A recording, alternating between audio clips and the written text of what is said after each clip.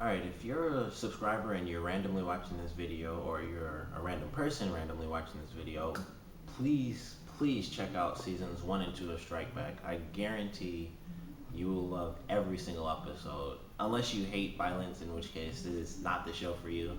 But if you like, excellent action and excellent, writing for a series, it has, great drama. It has, realistic um, comedy. The chemistry between the main characters is really well done. If you like, great shows, please watch seasons 1 and 2 of Strike Back, because obviously, with this being season 3, you don't have too much to catch up on, and then you can check out these reviews without any of this information being spoilers for you. So, if you have, it's on Cinemax. I should mention that for sure. But if you have, Cinemax, you could.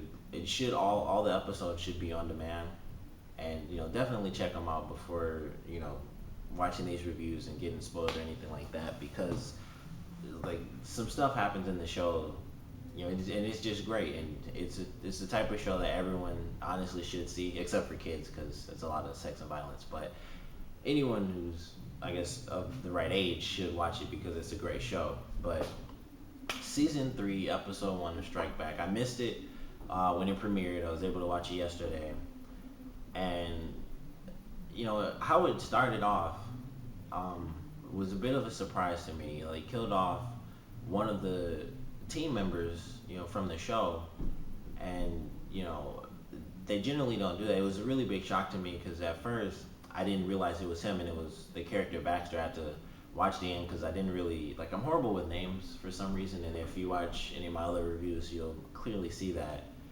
But Baxter, even though he wasn't a really huge part of or either seasons 1 or 2, he was a part of the group. There are about 5 main characters. There's Scott Stonebridge, and once again, can't remember anyone's names, but the guy who died last season, which was a really great scene from that season.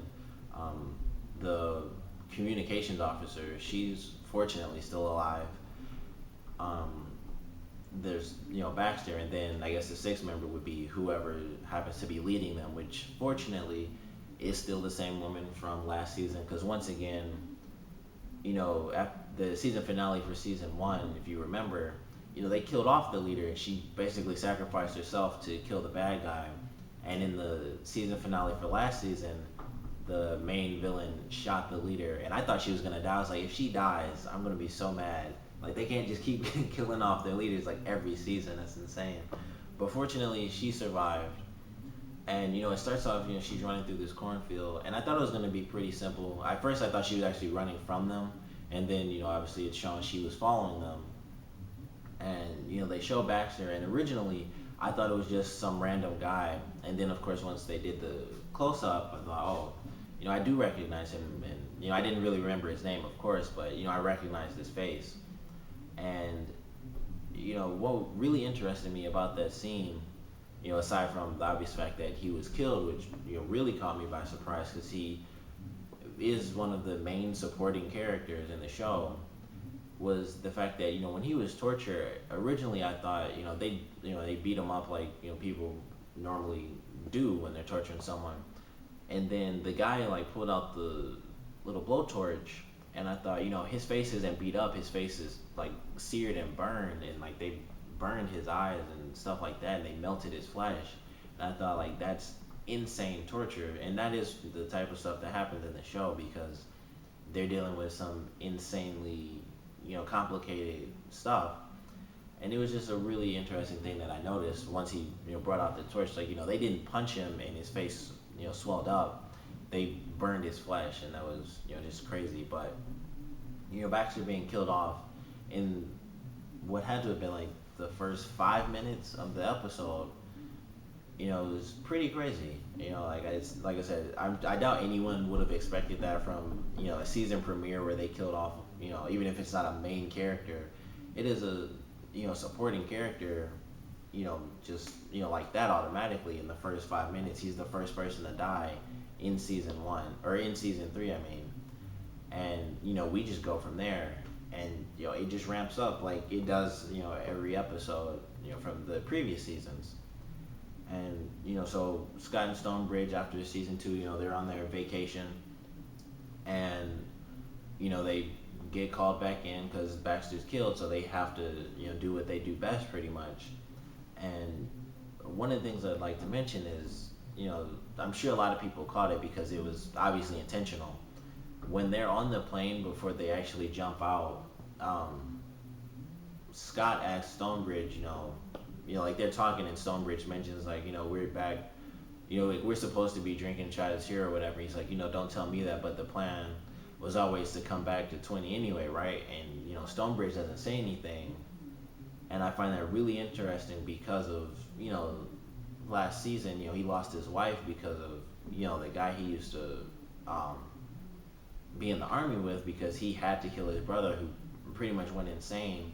And so you see, even though it was really subtle, it still has a serious effect on him because obviously, someone losing their partner, that's a pretty dramatic thing, especially after, in season two, they revealed that she had a miscarriage. So the whole family that he was supposed to have, is gone now, and he doesn't even have his wife, with him to mourn their child. He lost both of them.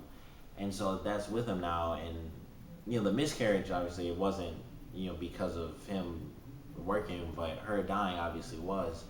And, that's a little thing that's going to be with him for the rest of his life now. And we're going to get to see that in later episodes of the series. But, for now, we just got that little touch of him not replying to Scott when he says, the plan was to come back anyway. But once they get into the jungle, it's classic Strike Back. They're like, I love the chemistry between the characters. Like when Stonebridge makes a joke about like the bug that goes up in your penis and you can't get it out because of barbs. I thought that was so funny. And then when they meet the new woman whose name I really can't remember, when Scott's scared to get in the water, she's like, that's not here, that's the Amazon. And there's just funny stuff like that I love. And then of course, the action, killing like so many people per episode. I feel like it's insane how much they pay just to kill off like dozens and dozens of people, but it makes for great action and I love it. I think the biggest, well, I guess the biggest twist really was the opening scene, but I guess the second biggest surprise was Rebecca coming back from season two. Her plan was, or at least what she said her plan was for her to get out of the business or get out of the game really, and just live a normal life. And Scott did that for her because they had a connection. Even though she was supposed to kill him, she didn't, and he didn't kill her, and he let her go live her life like she said she wanted. But she's right back in the game, and I feel like based off the little previews I've seen, I think she's pretty much gonna replace Baxter as a supporting character, and I feel like she's actually gonna be more of a main character as alongside the other woman, the new woman that they met. And so I feel like it's gonna be pretty cool to see that new dynamic where it's sort of a four-man team instead of a two-man team. So I'm really curious to see how that plays out. And Stonebridge and the new woman, they're gonna end up in sort of a little relationship, and then you have Scott and Rebecca who have something. Who knows what that's gonna end up being, but they have something, and so they're gonna be kind of paired off. And I'm definitely curious to see how that plays out into later episodes and the season as a whole. But episode one, I feel like there's not much else for me to really say. I mean, just great surprises throughout. One thing that really caught me by surprise actually was the one drug dealer dying. I guess the younger guy, whoever the guy's son who is in like the black suit. I thought he'd actually end up being a main character, and he actually seemed like he'd be a pretty funny character. He seemed like the type of character who would be really cocky, but for some reason it would come off funnier than douchey. So you'd actually like him as a character because it makes you laugh, because he's kind of like evil and sort of cocky, but funny and not super douchey, and makes you just hate him and want him to die. But that didn't happen, and he just got shot up anyway. So I was like, oh well, I was wrong about him. But he got shot up, so obviously his father is going to be really big, and obviously his father is really important because they talk about his dad and how He was speaking for his dad at that moment when he was, at the, I guess, mansion, really. But obviously, with him dying, his father's going to want vengeance for one. And two, he's just going to continue doing all the illegal stuff he was doing while trying to, get revenge for his son being murdered. So I'm definitely interested in seeing him, really come into play, and, all the basic strike back dynamics of, just insane violence and all this, like, it's like super espionage, really. It's almost like the super violent James Bond, because they do like the real type of, sort of Ghost Recon type stuff where they really go in, silencers, and, take everybody out and have real plans. It's just that a lot of times, because of the few people they deal with, all these, like, pretty much super terrorists, they have a lot of crap that tends to go wrong. So that's kind of what makes the show just amazing every episode, and just all the insane ideas they have. But, definitely excited for the rest of this season. Loved episode one.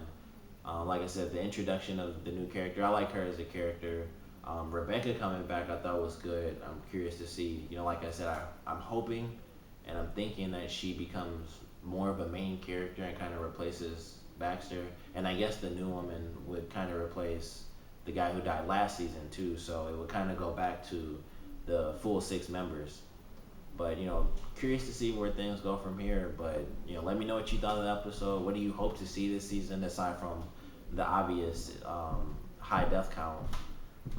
Just let me know what you thought, because, season 3, and I'm sure it's going to get, way more seasons after this, because it's too amazing not to. But let me know what you thought, and thanks for watching.